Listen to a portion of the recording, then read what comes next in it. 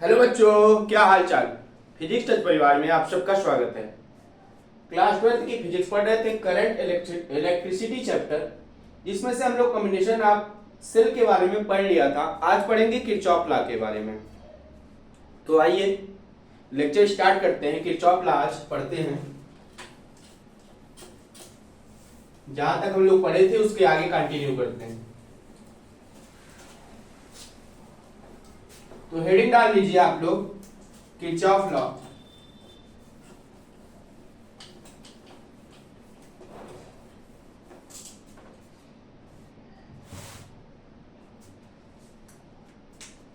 Kirchhoff law.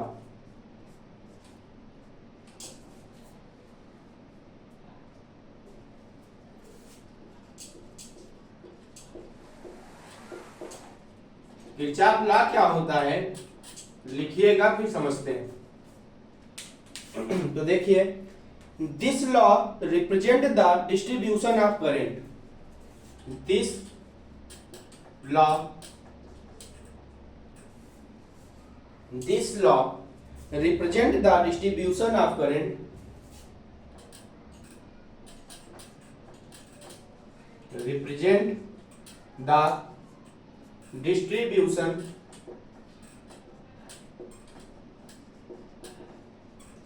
of current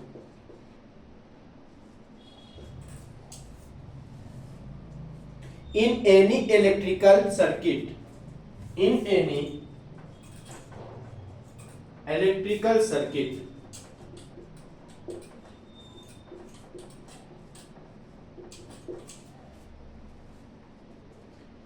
Kirchhoff given two laws. Kirchhoff given two laws. तो समझिएगा Kirchhoff का नियम क्या होता है। This law represent the distribution of current in any electrical circuit. किसी भी इलेक्ट्रिकल सर्किट में करंट किस प्रकार से बांटी जाती है उसके बारे में हमारा किरचॉफ लॉ बताता है। किरचॉफ हमारे एक वैज्ञानिक थे जो कि हमारे इलेक्ट्रिक करंट और इलेक्ट्रिसिटी चैप्टर में थे। तो इन्होंने करंट को किस प्रकार से सर्किट में बांटा जाता है, डिस्ट्रीब्यूट किया जाता है, इसके बारे में इन्होंने बताया था। और इन्होंने इस पे दो नियम दिए थे अपने। तो एक का नाम था किरचॉफ फर्स्ट लॉ और दूसरा क्या था, किरचॉफ सेकंड लॉ। तो किरचॉफ का फर्स्ट लॉ पढ़ते हैं हम लोग। किरचॉफ फर्स्ट लॉ ऑफ, देखिए क्या होता है, किरचॉफ फर्स्ट लॉ। किरचॉफ साहब अपने फर्स्ट लॉ में क्या बताते हैं, ये बताते हैं this law states that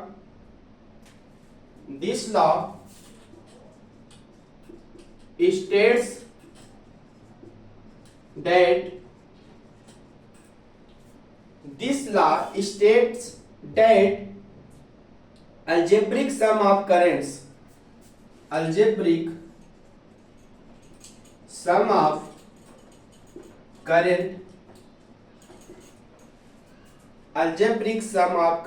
meeting at any junction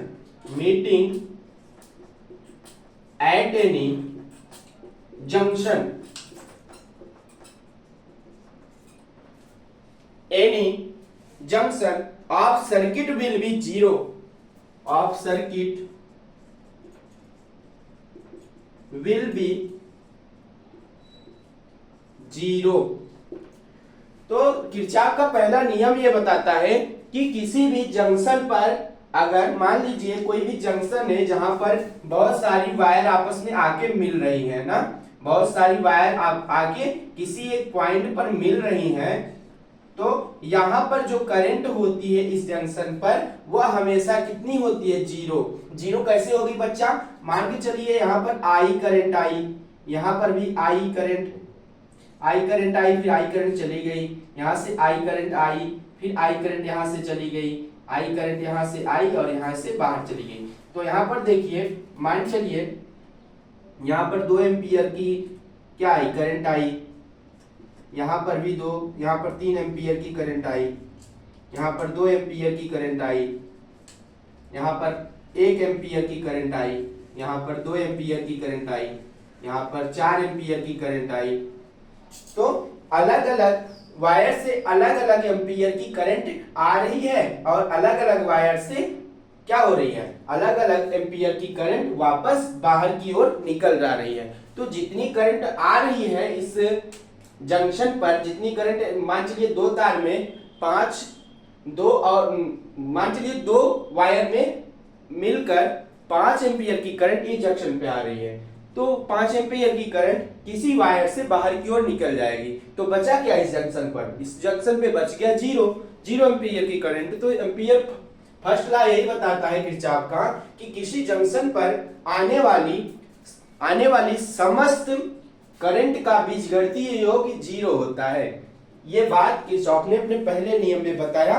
तो डेट इज, जिसका कहने का मतलब ये है, that is summation I equal to 0। जितनी भी करंट आएगी वो कितनी हो जाएगी, 0। ठीक, इतनी बात समझे। और थोड़ी सी बात जानिए, इसको इरेज करते हैं, लिखते हैं, और थोड़ी सी बात इसमें लिखते हैं किरचॉफ फर्स्ट लॉ में। तो वे ज्यूम करते हैं, लेट करते हैं, मानते हैं एक चीज, कोई चीज मान लेते हैं। जैसे लेट देयर आर 5 करंट, मान के चलिए हमारे पास 5 करंट आ रही है किसी जंक्शन पर। तो देखिए let there are 5 current, there are 5 current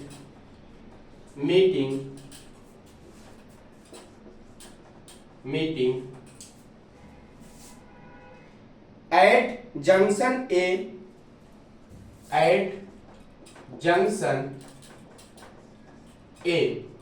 उस जंक्शन का नाम क्या है, A है। तो और करंट कौन कौन सी आ रही हैं, तो करंट आने वाली करंट है I1 I2 upcoming toward, I1 and I2 upcoming toward the junction, upcoming toward junction, upcoming toward junction, the junction will be the junction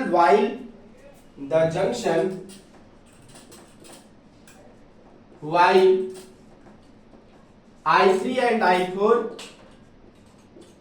ये I1 I2 I3 I4 ये सब क्या है, करंट है।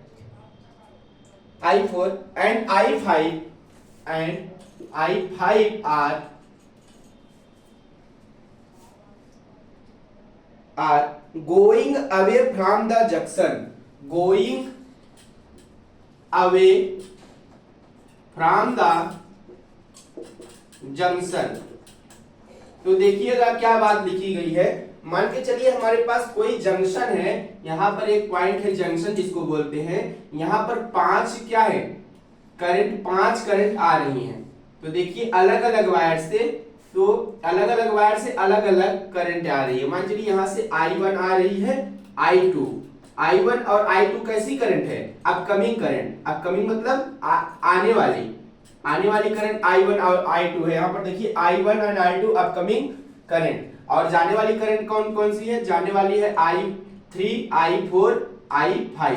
ये सब कैसे है, ये बाहर की ओर जा रही है। तो देखिए गोइंग अवे, ये दूर जा रही है। I1 I2 अपकमिंग है, आ रही है, और I3 I4 I5 ये सब कैसी करंट है, ये सब जा रही है, गोइंग अवे। तो ये बन गया इस जंक्शन का फिगर। तो जो आ रही है उसका तीर देखिए अंदर की ओर है, और जो करंट बाहर की ओर जा रही है उसका तीर का साइन बाहर की ओर बना हुआ है। According to sign conservation, according to sign conservation, the currents incoming towards the current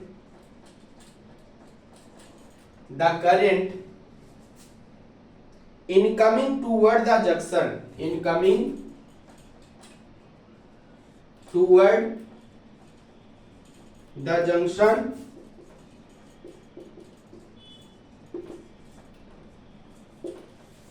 junction while I3 and I4 are will be taken positive. Junction will be taken positive, and the current going away and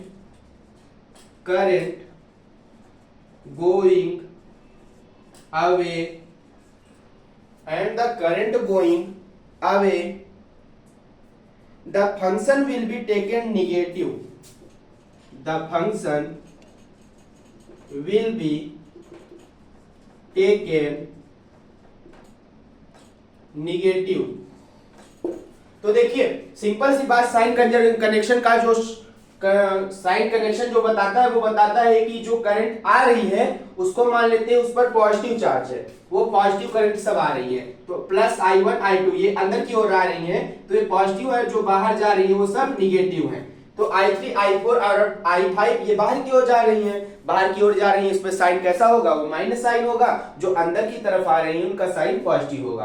तो according to sign convention the current incoming toward the junction will be taken positive, जो current आ रही है उसका sign positive ले लेंगे, and current going away the function will be taken negative, तो function क्या हो जाएगा, निगेटिव, जो बाहर की ओर जा रही है, जिसका मतलब लिख दिए।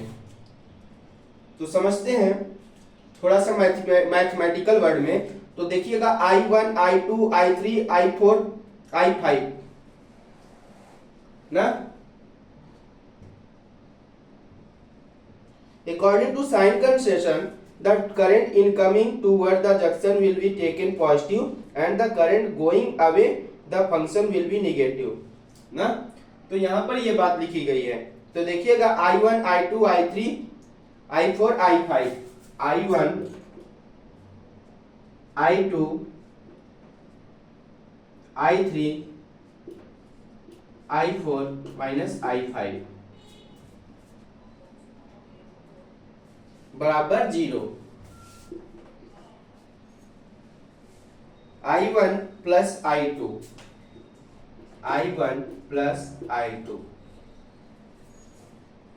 बराबर I3 प्लस I4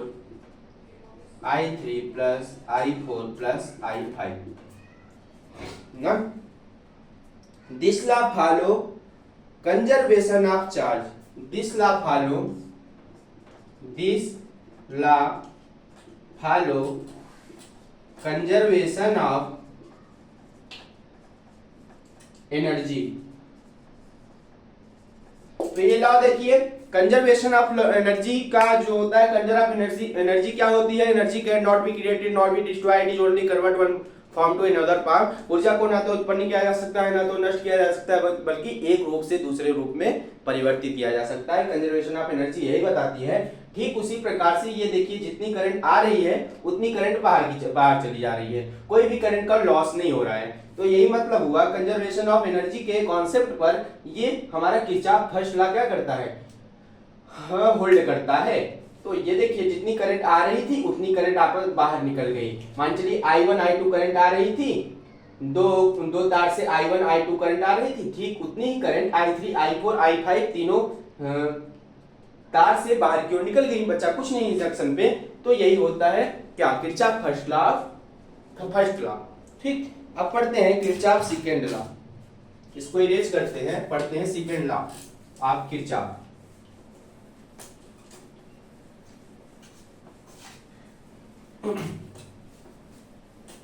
तो हेडिंग डालिए Kirchhoff second law.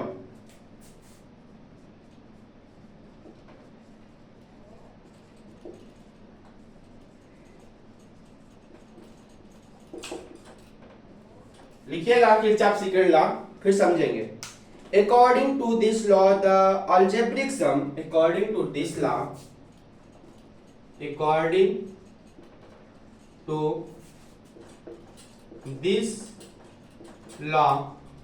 The algebraic sum according to this law the algebraic sum of multiplication of current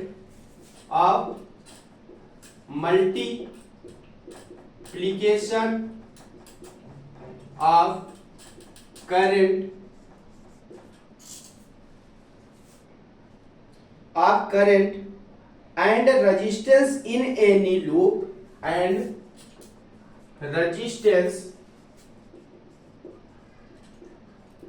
any loop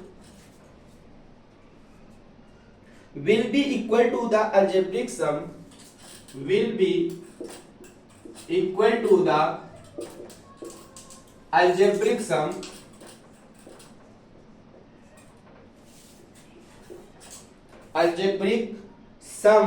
of electromotive force of the cell, sum of EMF of the cell, electromotive force of the cell। तो Kirchhoff second law क्या है, simple जानिए। According to this law, इस नियम के अनुसार algebraic sum of multiplication of current and resistance in any loop will be equal to the algebraic sum of the electromotive force.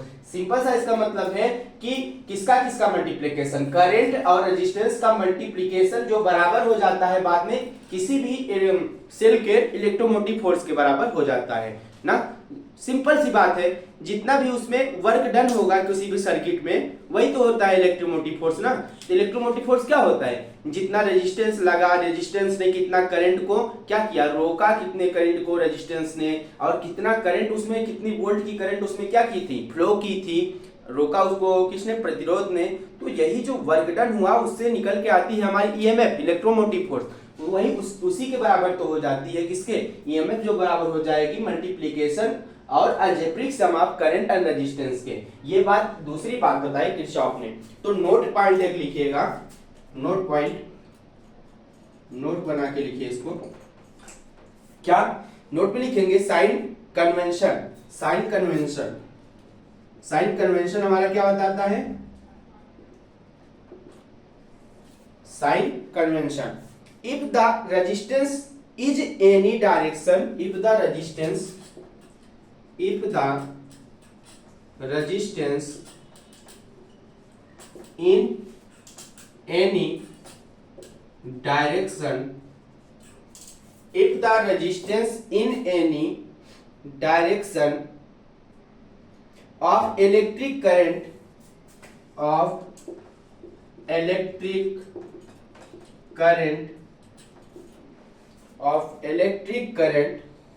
then product of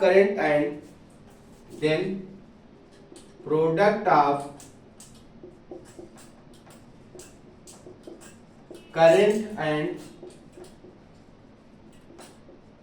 resistance, product of current and resistance will be taken positive, will be taken positive। और क्या, the EMF of the cell, the electromotive force of the cell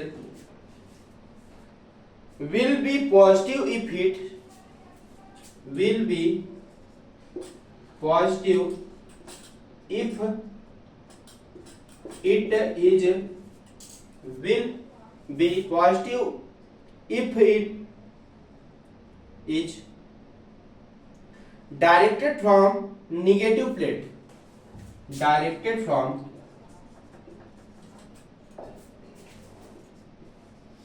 negative plate, negative plate। इसका simple सा मतलब है, mathematical लिख सकते हैं, sigma I R equal to summation I R equal to summation E, summation I R equal to summation E. E क्या है, electromotive force. यही बात लिखी थी ना क्या, the algebraic sum of current and multiplication of resistance is equal to the electromotive force of the cell. तो वही बात लिख दी है कि अगर क्या करंट और रेजिस्टेंस हमारा पॉजिटिव होगा और दूसरी बात स्टार करके लिखा है EMF of the cell will be positive if the directed from negative plate. अगर हमारा जो इलेक्ट्रोमोटिव फोर्स जुड़ा हुआ है वो नेगेटिव प्लेट से जुड़ा हुआ है तो उसकी साइन क्या लिया जाएगा, नेगेटिव लिया जाएगा। अगर पॉजिटिव डायरेक्शन से तो उसका साइन पॉजिटिव लिया जाएगा। वहां से एक फार्मूला ये दिए किरचॉफ का दूसरा नियम अपना दिया किरचॉफ सेकंड लॉ, जिसमें से ये फार्मूला निकल के आता है summation I R equal to summation E. तो ये दोनों बातें आपको समझ में आई होंगी, किरचॉफ के लॉ समझ में आए होंगे, किरचॉफ फर्स्ट लॉ और Kirchhoff second law. Kirchhoff first law क्या बताता है कि किसी भी जंक्शन पर जितनी भी करंट आती है उतनी करंट वापस उस जंक्शन से लौट जाती है और उस जंक्शन पर कितनी करंट बचती है, जीरो। जो कि हम आपको फार्मूला बताए थे, क्या फार्मूला वो था कि I1 plus I2 equal to I3 plus I4 plus I5, या फिर समेशन I इक्वल टू 0 हो जाती है। दूसरा हम लोगों ने पढ़ा किरचॉफ सेकंड लॉ, जिसमें से बताता है कि according to this law algebraic sum of multiplication of current and resistance is any loop will be equal to the algebraic sum of EMF of the cell. और इसका फार्मूला निकल के आया summation I R equal to summation E ना, the multiplication of resistance and current is equal to the electromotive force of the cell. ठीक, ये बात आपको कंफर्म होता है, ये दोनों लॉ आपके कंफर्म होते हैं किरचॉफ के। तो अगला लेक्चर रहेगा हमारा किस पे, अगला लेक्चर हमारा होगा व्हीट स्टोन ब्रिज पे। व्हीट स्टोन ब्रिज के बारे में पढ़ेंगे। तो आज की क्लास बस यहीं तक, मिलते हैं आपसे नेक्स्ट क्लास में, तब तक के लिए जय हिंद।